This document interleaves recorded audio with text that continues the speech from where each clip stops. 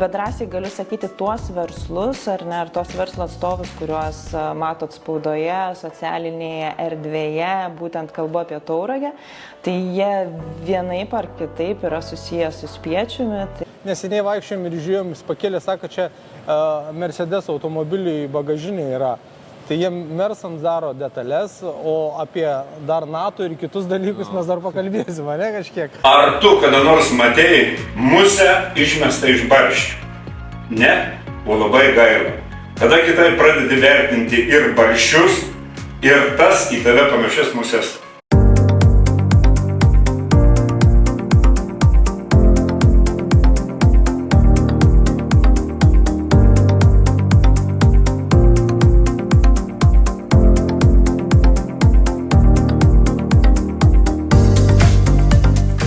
Esame Finmeka ir siūlome buhalterinės paslaugas, pritaikytas jūsų verslo poreikiams.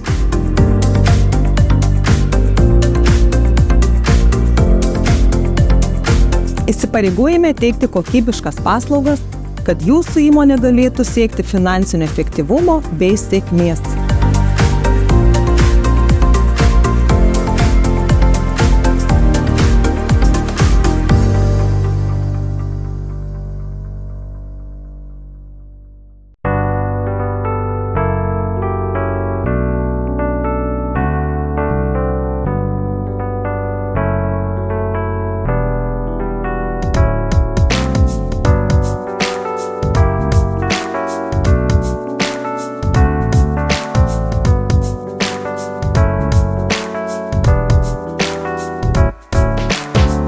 Tauragės verslui duoda Spiečius? Geras klausimas iš tikrųjų, ką Spiečius duoda, tai turbūt skirtingais per tuos 6 metus skirtingą vertę ir naudą davė tas Spiečius, bet šiandien dienai drąsiai galiu sakyti, tai duoda bendrystę ir erdvę, kurioje susitinka tik verslą pradedantis ir jau ne vienerius metus jį vystantis, apsikeisti savo idėjom, apsikeisti savo talentais, ar ne, apsikeisti savo iššūkiais ir kartu sukurti, efektyvesnį, tvaresnį verslą ateityje. Tai sakyčiau, kad pagrindinė vertė turbūt yra tai.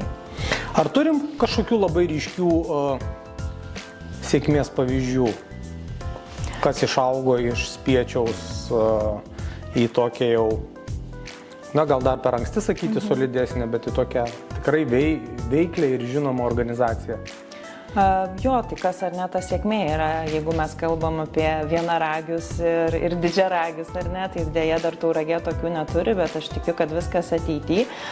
Bet drąsiai galiu sakyti tuos verslus, ar ne, ar tos verslo atstovus, kuriuos matot spaudoje, socialinėje erdvėje, būtent kalbu apie Tauragę, tai jie vienaip ar kitaip yra susiję su Spiečiumi, tai tikrai tą galim drąsiai teikti ir didžiuotis. Tikrai jau visur matytas, girdėtas ir Andrius su Distify, ar ne, išmanė skaitmeninė vizitinė kortelė yra čia, ir Eglė su Antras planas, ar ne, kur su komunikacija dabar intensyviai dirba Tauragėje. Tie patys Studo, kurie visai neseniai, ar ne, ir nacionalinėje spaudoje buvo, jie irgi yra mūsų bendruomenė.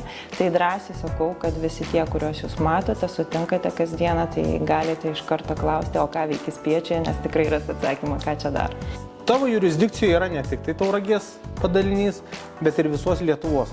Kaip tiksliai tavo pareigos yra? Oi, čia yra liežuvio mankšta. Inovacijų agentūros regioninės verslo transformacijos skyriaus vadovės. Taip. Tai kodiniai žodžiai turbūt yra regionai, ar ne? Tai kaip ir sakai, agentūroje dirbu būtent su įvairiais Lietuvos regionais, miestais, ar ne, ir būtent tenai verslumo skatinimu. Ir tas kitas kodinis žodis transformacija. Tai ką ir siekiame padaryti, tai regiono verslininkų, tų pradedančių verslininkų pirmiausia keisti mąstymą. Kas tai yra verslas, kas tai yra tvari verslo idėja ir apskritai ieškoti tų galimybėmis grįstų verslo idėjų. Tai yra, kad kurti verslą ar sprendimą ne iš būtinybės išgyventi, bet atrasti rinkoje nišą, poreikį, problemą ir sukurti tam sprendimą. Tai tą ir darau Lietuvoje. Labai faina. Tavo veikla, nebejoju, kad sutinki daug kūrybiškų, gražių žmonių. Kadangi projektas 518 yra apie Tauragę, apie tauragiškius, tai negaliu nepaklausti, galbūt mes turime kažką tokio, dėl ko išsiskiriame iš visos Lietuvos Spiečių. Aš tikrai noriu išskirti dėl ne veltui ir pasakiau pradžioje, ar ne, kad Spiečius yra ta bendrystė. Tai mes turime tikrai tą tokią atvirą komunikaciją ir labai noriai einam į partnerystės, tikrai noriai dalinamės, ar ne, ir savo paslaugom, ir žiniom, ir kontaktais. Turbūt tikrai tuo išsiskiria Tauragės Spiečius, nes mes čia po vienu stogu turime jau gimusių naujų įmonių, kurios gimė iš tos susitikimo Spiečiuje, bendrų idėjų pasidalymo ir tada bendrų projektų vystymų. Tai šitas, manau, kad labai ryškiai išsiskiria. Ar pačios verslo idėjos išsiskiria? Šiaip lyginant visus regionus, kiekvienas jų turi ten specifiškumą kažkokį. Vienur tikrai daug yra desertinių, kavinių ir tos maisto srities, kai kur jau eina tarkim, Panevėžys išsiskirs, tikrai ten turi saulės kolektorių ir visokių saulės energiją ir nesusijusių verslo idėjų, taip pat inžinerinių kitokių sprendimų. Pas mus daugiausia gal vyrauja paslaugų verslas, bet sakau, tas turbūt ir yra, tai rodo, kad mes esam komunikabilus, norime eiti į partnerystę, gebam gerai parduoti ir prisitraukti klientus. Tai čia turbūt Tauragėje dabar toks įbruožas. Mes su tavim kalbėjom apie tai, kad prieš 20, prieš 30 metų verslas buvo kitoks, ne? Pigiau nupirkai, brangiau pardavėjai ir visa logika tame ir susidėdavo. Šiandien kiekvienas verslas turi nueiti iš tikrųjų labai ilgą kelią. Prieš kuriant verslą reikia pasidaryti daug namų darbų verslui. Paskui reikia verslininkui sužinoti ir išmanyti labai daug dedamųjų, ne? Ir marketingas, ir prekių kokybė, ir elektroninė prekyba, ir komunikacija, ir visi kiti dalykai, be ko šiandieninis verslas jis negali egzistuoti. Kaip žmogui atėjusiam čia į Spiečių, jūs duodat tuos pamatus, jūs suvedat su reikiamai žmonėm, tas energija tokia gaunasi, bet kaip jam dar palengvinti šitą verslo pradžią, kad tas startas tikrai būtų sėkmingas? Žinai, iš karto užsikabinau už pirmosios minties, kad apie tuos prieš 20-30 metų darančius verslą. Tai pabandykim įsivaizduoti, kalbos užsienio mokėjimas tikrai buvo retas dalykas, informacijos apie tai, kaip vystyti verslą arba pagalbas kažkokios, tu niekur negalėjai rasti, tai realiai tu galėjai pasikliauti tik tai savimi, arba jeigu turėjai kokį bičiulį ar ne verslę, tu su juo galbūt pasikonsultuoti. Ir tu tokie, ėjai kaip tikrai į karo lauką ir bandėjai ir tikrai įsivaizduoju tuos verslininkus, kad jie daug iššūkių, daug nesėkmių patyrė, susirinko to daug gudų ar ne ir įgavo tą savo praktiką, stuburą. Tai šiandien dieną iš tos perspektyvos tai verslą daryti yra 1000 kartų lengviau, nes tu gali, gauti informaciją apie bet kurią pasaulio šalį, net ir kontaktą ir tiesiogiai pabendrauti, tu gali gauti pagalbą čia Lietuvoje, tai yra tikrai konsultantai, įstaigos ar ne, kurios dirba su verslumu. Tas pats Spiečius, jisai tave gali vesti tuo keliu, net paėmęs už rankos labai tiksliai detaliai tam, kad tu pasiektum versle tuos tikslus. Tai iš tos pusės atrodo, kad tikrai gerokai lengviau yra daryti. Tačiau, rinkoje ar ne, tų sprendimų, verslo idėjų labai yra daug. Ir čia jau yra tas iššūkis, kaip ar ne atrasti tą savo išskirtinumą, kaip atrasti rinkoje nišą, čia reikia padirbėti, čia jau reikia galvoti. Ir tai turbūt lyginant ar prieš 30 metų ir dabar, verslą nėra lengva daryti, tik tai dabar reikalingos kiek kitokios savybės, ar ne? Negali sustoti, augti, kalba ne apie verslą, bet jau labiau kaip apie verslininką, ar ne? Turi nuolatos domėtis tendencijomis, domėti, kur juda rinka, kur juda pasaulis, tam, kad būtum žingsnį priekį. Labai faini tavo atsakymai ir ko gero pabaigai norėčiau paklausti, vis tiek atsitinka tokių dalykų ir pagal statistiką, kad ne visiems pasiseka, kaip rasti jėgų toliau tęsti savo veiklą arba kitokią jau veiklą.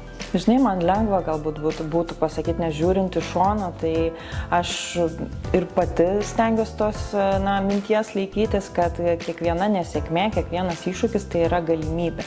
Galimybė atrasti ar ne kitą veikimo būdą, kitą kanalą, jeigu kalbam apie verslą, galbūt pardavimą arba iš vis kitą verslą idėją. Tai va čia ir priimti kaip galimybės. Kitas dalykas, tai bet kokia nesėkmė ar patirtas iššūkis, jisai tave labai stiprina. Tau atneša neįkainojamą patirtį. Ir atgal pasižiūrėjus į savo nesėkmės, tu jau kalbi su tokiu užtikrintumu, net negaliu sakyti pasididžiavimu, bet tvirtumu. Tu kitam jau gali patarti ar ne ko nedaryti. Tai ir pats savo jau tu žinai kelis žingsnius į priekį, vien dėl to, kad turėjai praeityje nesėkmės. Tai kur atrasti tos stiprybės, kiekvienas turbūt skirtingai, bet vat, tu paminėjai garsius ar ne jau žmonės, kurie tų nesėkmių patyrė, tai turbūt vienas iš tų variantų, tai vat ir pasidomėti, ar ne, pasidomėti, kiek tie šiandien dienai sėkmingi žmonės, kurie galbūt mums yra autoritetas ar nežiūrit, visgi kokią kelią nuėjo iki tos sėkmės. Ir aš esu įsitikinusi, kad sėkmė neateina, vat taip, tiesiog nenukrenta iš niekur. Visa tai, ką mes matome kaip sėkmingą žmogų, kaip sėkmingą verslininką, tai yra juodo kruvino darbo pasiekmė. Ir va čia turbūt tai reikia savo pasakyti, kuo daugiau nesėkmių, iššūkių, tuo daugiau tu turėsi savo bagaže patirties, kuri ateityje gali tau tikrai atnešti tą siekiamą norimą rezultatą. Tai... Ir paskutinis tavo palinkėjimas, ne tik Spiečiaus, bet ir visai verslo bendruomeniai. Nebijoti, eksperimentuoti, ryžtis daryti gal kitiem iš šono ir atrodančius keisčiausius dalykus. Svarbiausia tikėti, kad degtų tos akys ir tikrai atrasti save visame tame kelyje. Tai eksperimentuokim. Ačiū labai, buvo faina, smagu apsilankyti, gražus tavo atsakymai. Linkim tikrai sėkmės visiems spiečiukam, visam verslui ir judame su projektu 518 tolyn. Ir tau? Ačiū. Sėkmės.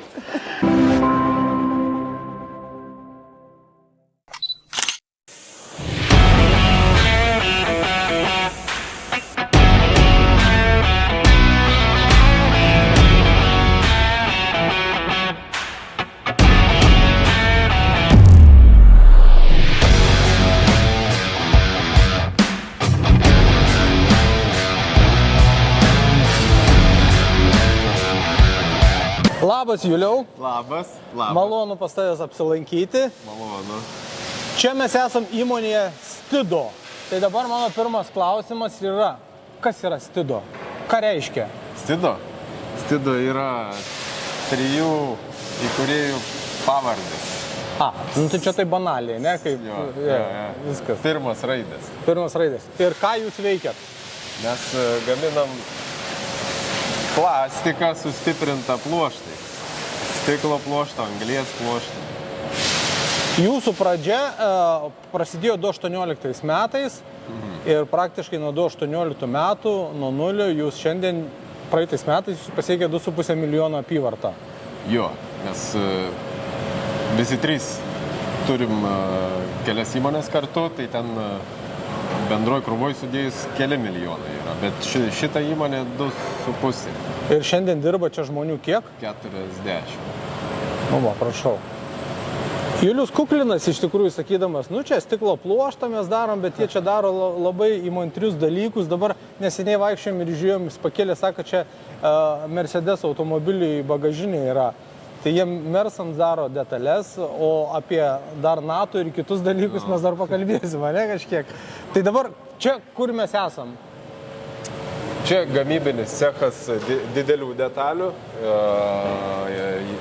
Didelės tai yra, kur vežam sunkvežimiais ir negabaritiniam platformom. Tai jachtos, jachtų detalės ir arba automobilių korpusai.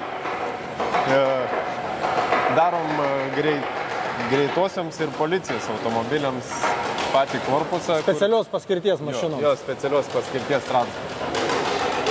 Ir čia viskas sudėliojot, sulipdot, padarot prototipus kažkokius, ne? Jo, ne tai, kad prototipai dažnai būna ir serijinė gamyba. Šimtais būna užsakymai, gaminam ir siunčiam į surinkimo linijas ir jie ten jau pabaigė surinkti, sumontuoja įrangą, užmontuojant važiuoklės ir padaro automobilį iš tų detalių. Kaip pavyko tokius užsakymus gauti? Žinau, tiesiog reikėjo ieškoti. Sunku net pasakyti pradžioje, iš tikrųjų visą laiką dirbom su vienu klientu. Kai nusprendėm plėstis, labai paprastai tiesiog per Google bandėm ieškoti, kam galėtų prireikti. Ir tada skambinau, klausiau, prašiausi į svečius, važiavau, šnekėjau, po vieną ir sukaupė. Ar aš teisingai vakar išgirdau per spiečius, per tą mūsų samitą, kad tu esi kalbėjęs su NATO vadovybės vyrais? Jo, praeitą vasarą teko dalyvauti tokiam renginį. Buvo labai greitų laivų gamybos forumas ir ten mes turim gana stiprius tokių laivelių gamintojus Europoje ir buvo atskridę Kanados ir Amerikos specialiųjų pajėgų vadai, buvo Lietuvos ir ten labai aukšti buvo NATO karininkai ir jie tarėsi dėl galimo bendradarbiavimo, perkant tos labai greitus katerius tokioms specialioms misijoms. Ir tie kateriai būtų gaminami čia? Ne, mes jau gaminam nuo 2018 metų detalės jiems. Aha. Jie ne visą katerį, bet pagrindinės detalės, kurios leidžia misiją ant vandens, tokiu greičiu, kokiu jinai vyksta šiais laikais, išlaikyti kareivį ant vandens, tarkim, 2 valandas. Realiai, be tų detalių, kurias mes gaminam, kareivis toj valtį tokiu greičiu prarastų sąmonę per 10 minučių. Jo, ten yra plaukiant 150 km per valandą greičiu, į vandenį ta valtis taip daužosi, kad ten yra 10G apkrova eina į kojas ir tu tiesiog nualpsti per 10 minučių. O dabar, pavyzdžiui, jūsų produkcija gaminama į kiek šalių išvažiuoja? Realiai mes eksportuojam pagrindai į Švediją, o Švedijoje klientas jau rūpinasi platinimu, tai žemėlapis beveik visos specialiosios, draugiškos specialiosios pajėgos. Yra ir Australija, Kanada, visos Europos šalis, Lietuva tame tarpe, Indija, mačiau. Praktiškai. Plačiai eina. Bet jūs darot ne tik tai specialius dalykus, ne, kas reikalinga ir laivam, bet jūs rūpinatės ir kasdieniais reikalais, ne, kaip pavyzdžiui dušo kabinos. Jo. Kur prausėsi NATO vyrai. Nežinau, vis tiek susieina į karius. Į karius. Dušo kabinos specialiai nėra tam sukurtas. Pats kažkada, turėdamas laisvo laiko, savo rankom sulipdžiau modelį tos dušo kabinos iš nieko, iš kažkokios spintelės iš baldo. Padarėm formą. Buvo toks sėkmingas modelis, kad pardavėm tikrai ne vieną, jau 1000 jų. Ir labai geras sprendimas tiem nameliam, kurie yra kilnojami. Moduliniai nameliai. Jo, moduliniam nameliam. Daug ką darom Dakaro raliui. Buvo, čia labai įdomu. Žiūrim per televizorių ir džiaugiamės, labai tinka pamotyvuoti mūsų darbuotojus. Vat sako, buvo mūsų mašina. Aha. O tai gal ir Rokas vienas iš užsakovų yra, ar dar ne? Mašinos identiškos Roko, bet pats Rokas ne. Jisai dirba su komanda, kuri gaminasi detalės kažkur kitur. Gelažnikai turbūt. Nu, mes su patiniu galiniu klientu nedirbam. Mes dirbam su komanda, kuri nuomoja mašinas. Tai dirba jis Dakarui. Rokai, tau reiktų ir čia atvažiuoti pasikalbėti su Julium. Yra buvęs. Yra buvęs? Nu viskas okei tada, žinau. Porą kartų, tai tikrai. Labai gerai. Garsiausi gaminiai, kurių yra tokie, kurių nelabai galiu minėti, bet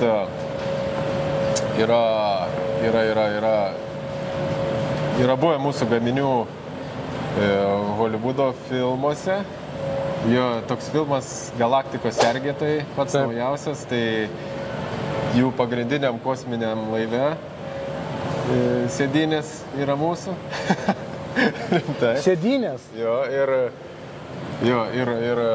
O tai kodėl aš nemačiau print screeno ant sienos pas jūsų ofise iš filmo? Todėl, kad klientas, kuris pardavė ten mūsų gaminius, jis neleidžia mums reklamuoti jo vardą. Jis juos pardavė kaip savo. Taip, jis pardavė. Bet taip pat tas pats tiekėjas yra pardavęs ir sumontavęs mūsų sėdynės į Navy Sealų 7 būrį. Tai yra turbūt pats garsiausias būrys, kuris nukovė Bin Ladeną. Tai jie sėdėjo ant mūsų sėdėjo. O čia kur sėdinės tas buvo? Jie turi irgi va tokį specialių pajėgų katerį. Ai, tam katerį buvo sumontuotos jūsų kėdės, sėdėjo tie žmonės, kurie nukalė Bin Ladeną. Matot, ką mes čia turim?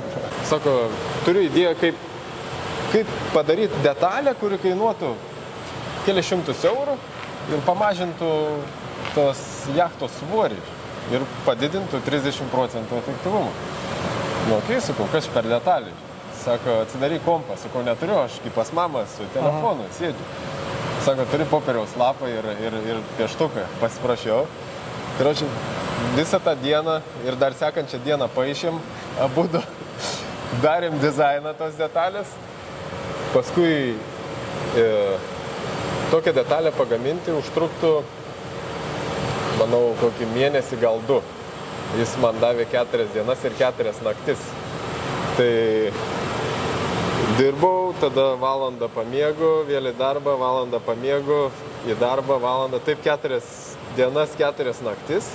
Tada su ta detalė sėdau į lėktuvą, nuskridau į Ispaniją, abu kartu užmontavom ant jachtos, išbandėm ir grįžau patenkintas. Jo, jisai užpatentavo ir dabar... O tai kokio dydžio ta detalė?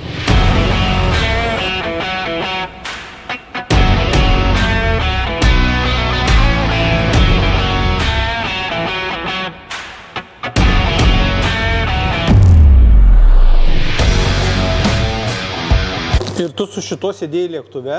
Jo, aš įsidėjau jį į snieglentės tašę ir į lėktuvą. Nuvažiavau į Varšuvą, nes buvo artimiausias skrydis. Dar jau mačiau, kai gamyba, kad maždaug už pusvalandžio baigsis, užsisakiau bilietus. Sėdau į mašiną į Varšuvą, iš Varšuvos į Barceloną ir už kelių valandų mes jau buvom sumontavę, leidom tą laivą į vandenį. Aišku, paslaptis, kiek tas dalykas kainuoja? Ne paslaptis. Jis 1000 eurų, bet pats projektas kainavo bent 10 kartų brangiau, nes ne kiekvienas gali padaryti per 4. Per 4, nu tai taip. Esmė yra 70 gramų su tona nesulaužom. Šito daikto? Ne. Irgi mūsų sukurtas daiktas. Yra... Tos rankenos, kur jos irgi laivuose? Jo, ant sėdinių montuojas, ant tų pačių labai greitai plaukiančių laivų sėdinių. Bet jos ir gražios. Jo, gražus daiktai. Tai apie plėtrą. Kur toliau? Kur toliau? Bandysim vietoj.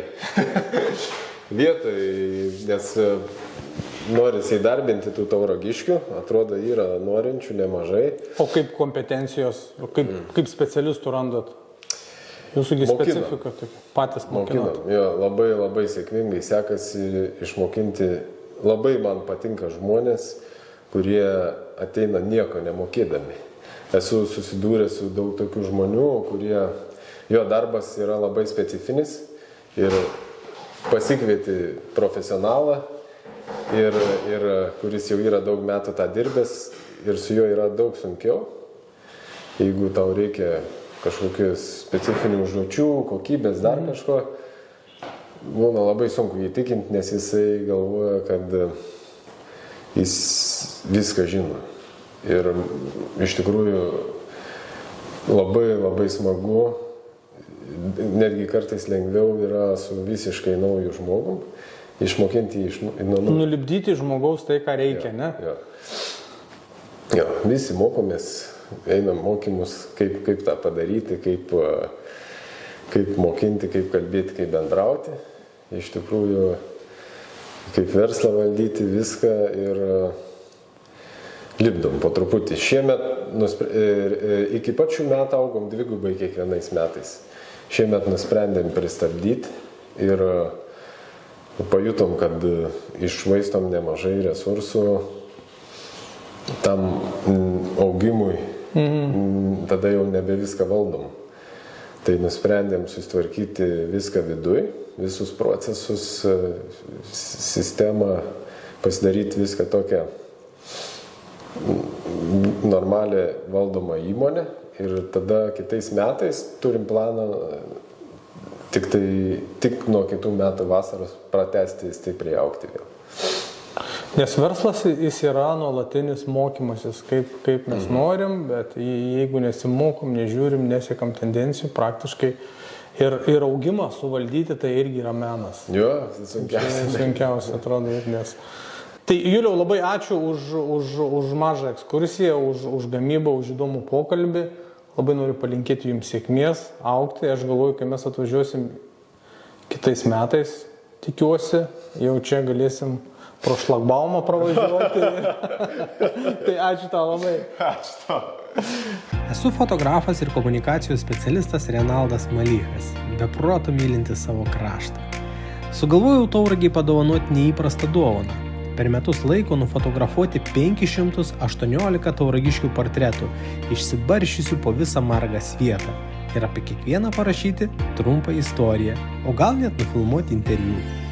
Labai noriu, kad šis laikotarpis liktų mano miesto istorijos puslapiuose, nes 2025 metais Tauragė švęs būtent 518 gimtadienį.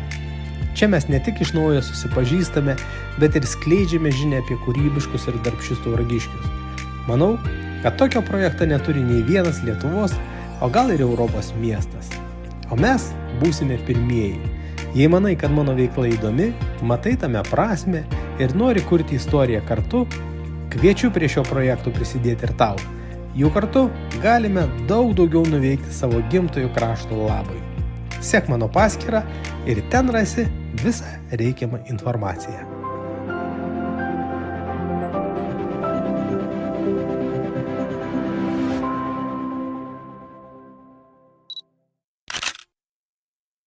O mane stulbina žvėrių žmogiškumas ir žmonių žvėriškumas. Čia perfrazuojant. Kant. Ir dirbant kiekvieną dieną su žvėrim. Dirbant su žvėrim, pamatai ir supranti, kas kur ką. Čia pasikirto taip, pakėlęs tą, o aš čia žiūriu tą ausį.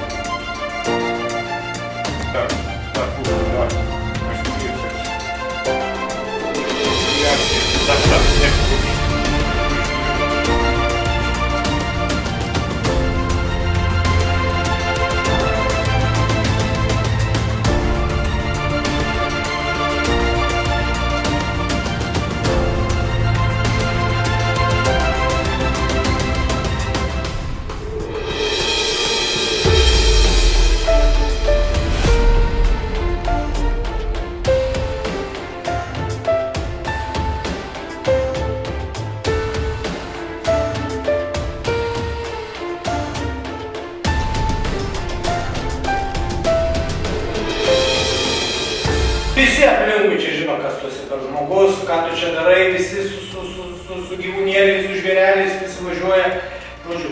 Bet teatras, ką tau duoda liaudės teatras?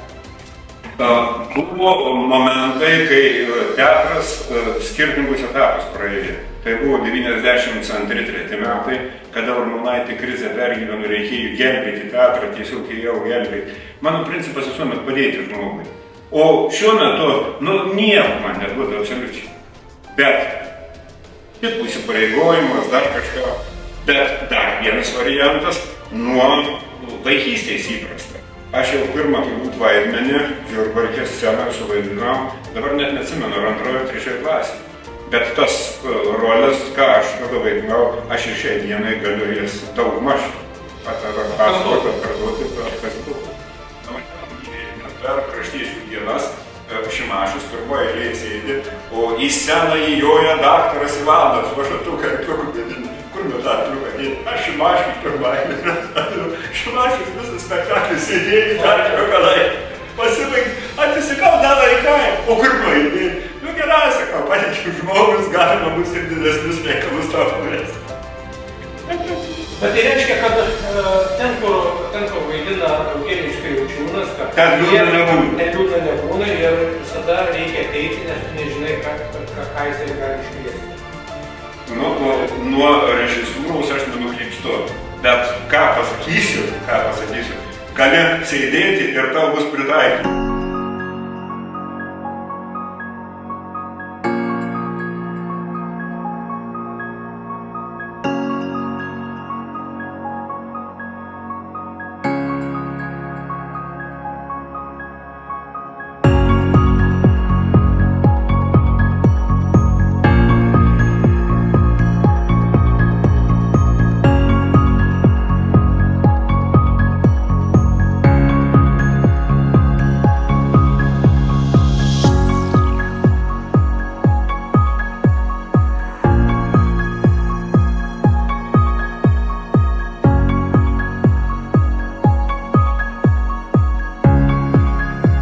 Tai ne taip, kad dovana, bet įspėjamasis ženklas man, kad gyvenčiau ir dirbčiau dabar šito ženklų ribose.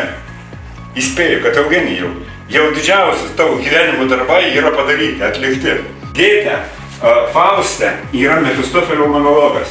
O žmonės, jūs keliat man vien gailestį ir juoką, nes šlovinat vien tuos, kurie žydėti moka.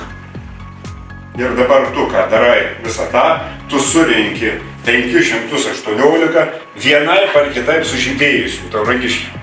Daugiau mažiau. Taip. Nežymių, neryškių nefilmuoji. Kadangi ir tu esi asmenybė, ir parenki asmenybės, tu pasirenki pagal save. Ir dabar taip, kad tau būtų lengviau rašyti apie Kriaučiūną. Ar tu kada nors matei musę išmestą iš barščių? Ne, o labai gaila. Tada kitai pradedi vertinti ir barščius, ir tas į tave panašias muses.